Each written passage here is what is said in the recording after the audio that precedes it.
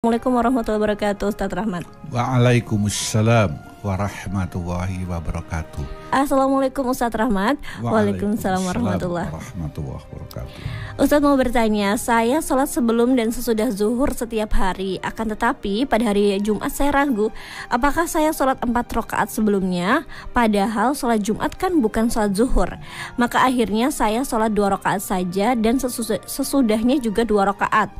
Nah, apakah dibolehkan saya melakukan sholat 4 rakaat sebelum dan sesudahnya atau hanya 2 rakaat saja? Walaupun setiap hari saya pasti sholat 4 rakaat sebelum zuhur. Dari Pak Hardi Seren. Monggo silahkan Ustaz. Terima kasih Bapak Hardi dari Seren. Sholat sunnah qobliyata zuhur atau sebelum zuhur 4 rakaat 2 salam. Itu adalah termasuk sholat sunat rawatib yang bersifat mu'akad. Mu'akad itu penekanan untuk dilaksanakan lebih gitu. Belum wajib. Nah, wajib kan harus. Tapi ini sehingga mendekati wajib tapi bukan wajib. Itu sunnah tapi ada penekanan. Nah, itu. Jadi sholat 2 salam atau 4 rakaat sebelum sholat duhur. Dan saya sudah sholat duhur 2 rakaat. Itu sholat sunnah, cuma itu tidak mu'akad. Jadi tingkatnya lebih rendah dibanding sunat 4 rakaat 2 salam sebelum sholat duhur. Gitu. Mungkin ya kalau menurut orang sekolah ya antara nilai A sama nilai B sama nilai C gitulah. Jadi bahasa komunikasinya. Tapi aku tidak menyamakan itu. Nah, sementara bagaimana dengan sholat Jumat? Apakah sholat Jumat itu ada rawatib? Sebagaimana sholat zuhur. Nah, ini ulama ada yang berbeda pendapat. Ini yang harus kita adil melihat. Ada yang mengatakan bahwa tidak perlu. Karena sholat Jumat bukan sholat zuhur. Tidak pakai qobliyah. Sehingga ada yang langsung tidak pakai qobliyah, tidak ada azan pertama. Nah, itu. Ya, itu satu pendapat, satu pemahaman. Ini. Dan sesudahnya ada juga yang langsung pulang, ada juga yang melaksanakan sholat ba'diyah Jum'ah. Ini yang pertama ini. Sementara yang pendapat kedua ini mengatakan bahwa sholat Jumat itu pengganti sholat zuhur.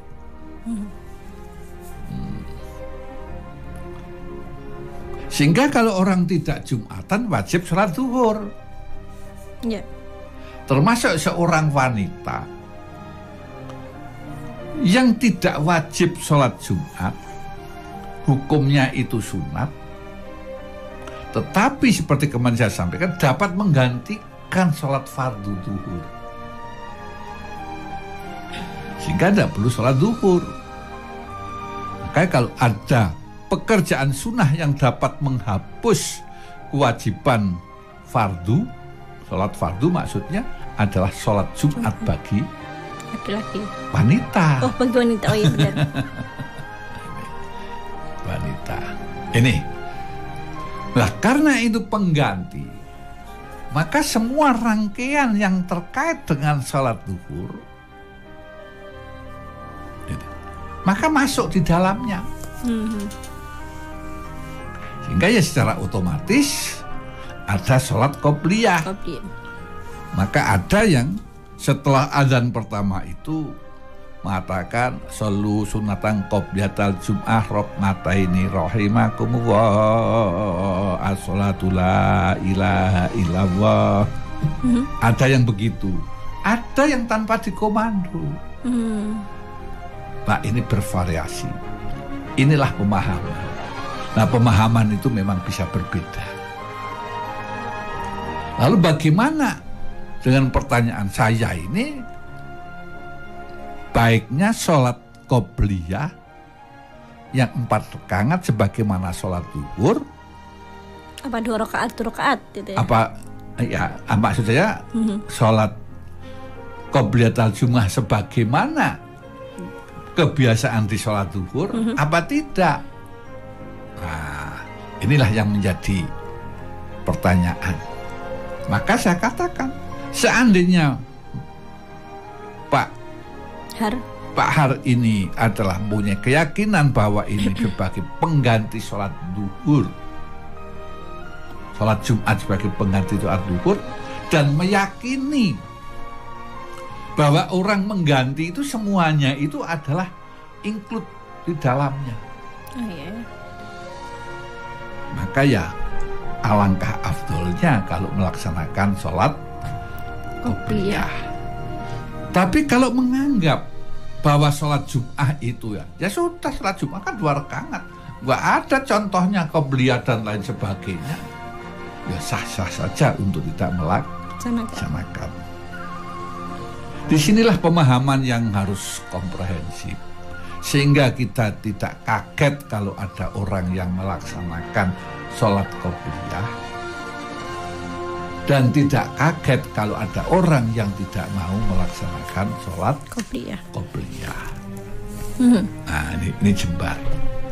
Oleh karena itu berbicara masalah-masalah yang berbeda, kalau istilah menterengnya itu khilafiyah, nek podo ngalime selesai. Ya. Tapi nek podo bodone goblok-goblok, bahkan ngecap neraka, minter-minter ke atau salah nyalah-nyalain ya Ustadz ya. Iya, nyalah-nyalain, mengatakan neraka kamu karena kamu bid'ah, dolalah dan lain sebagainya. Ini. Oleh karena itu saya berupaya untuk melihat persoalan itu dengan adil, akhirnya kembali kepada diri kita masing-masing. Mau seperti apa? Ya. Itu untuk terakhir pertanyaan dari Pak Hardi. Terima kasih. Ini pertanyaan kemarin yang memang belum sempat terjawab di akhir kebersamaan kemarin Ustadz ya, tentang sholat Jumat yang apakah boleh dilaksanakan ada sholat qobliyahnya atau tidak, seperti itu. Nah silahkan ya, memang ada beberapa pendapat ya Ustadz ya, dan kita tidak bisa memaksa orang untuk meyakini yang mana seperti itu, dan juga jangan sampai kita menjudge bahwa yang sini salah, yang itu benar, seperti itu. Saya benar, mereka salah, seperti itu Ustadz ya.